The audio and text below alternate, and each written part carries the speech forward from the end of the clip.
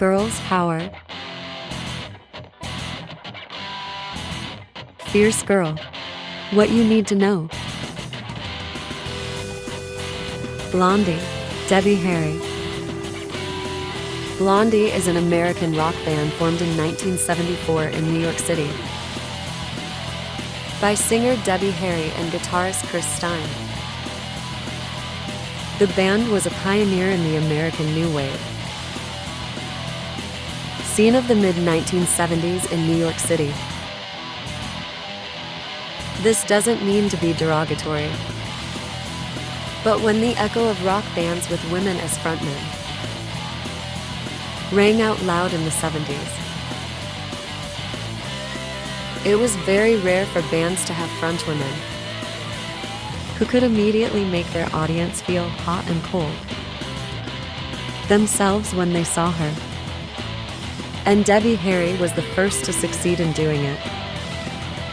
With their outrageous sexiness, it didn't take long for Harry and Blondie to successfully penetrate the world music industry, which was very busy at that time.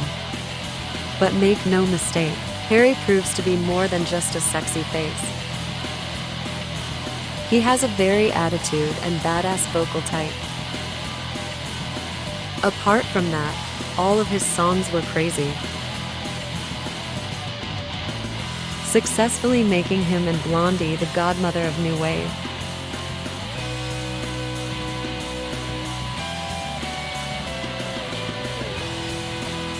Joan Jett and the Blackhearts. Joan Jett. Before you protest, we know that Joan Jett was also the frontman in his band before the Blackhearts, the Runaways. But if you look more closely, actually the one who is more dominant. But if you look more closely, actually the one who is more dominant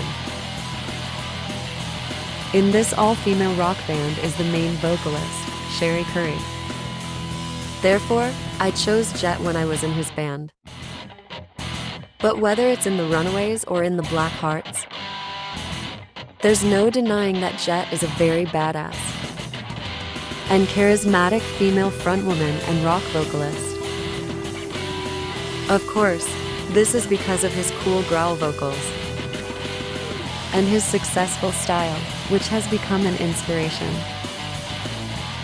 for all female vocalists to this day.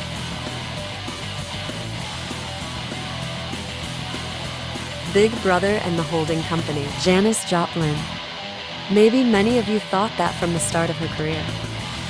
Janis Joplin immediately became a solo singer. Well, unfortunately you are wrong.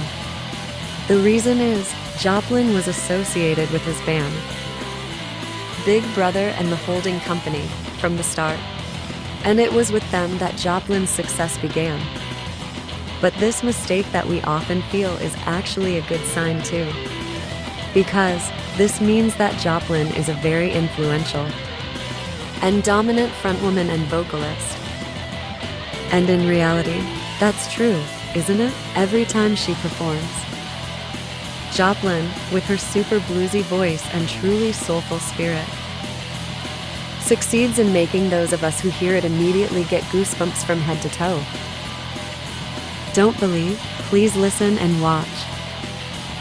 His performance of Ball and Chain at the 1968 Monterey Pop Festival. Sixpence None the Richer. Lee Nash. Sixpence None the Richer is an American alternative rock band that formed in New Braunfels, Texas, and eventually settled in Nashville, Tennessee. Lee Bingham Nash is an American singer and songwriter, and also the vocalist in a pop band called Sixpence None the Richer. Famous songs such as Kiss Me, There She Goes, and many more. Lee was born on June 27, 1976. She started singing country music and learning old country songs on the guitar at the age of 12. She has several years' experience singing in local cafes with bands and performs regularly at Texas state and Western dance halls. She met guitarist and songwriter Matt Slocum at a church event in the early 1990s. The Pretenders, Chrissie Hynde. Christine Ellen Chrissie Hynde is an American musician. Known as a member of a rock band called the Pretenders. Chrissie was born on September 7, 1951. Chrissie Hynde feels guilty over the deaths of her former Pretenders. Bandmates Pete Farndon and James Honeyman Scott. Honeyman Scott died of heart failure caused by cocaine intolerance. In 1982, he was 25 years old. 2 days earlier, Farndon was fired from the Pretenders for heroin use. Farndon was died the following year at the age of 30. He drowned in a bathtub after losing consciousness due to a heroin overdose. In a recent interview with Record Collector magazine, Hynde explained that she didn't stand in the way of the drug habits that led to the musician's early deaths.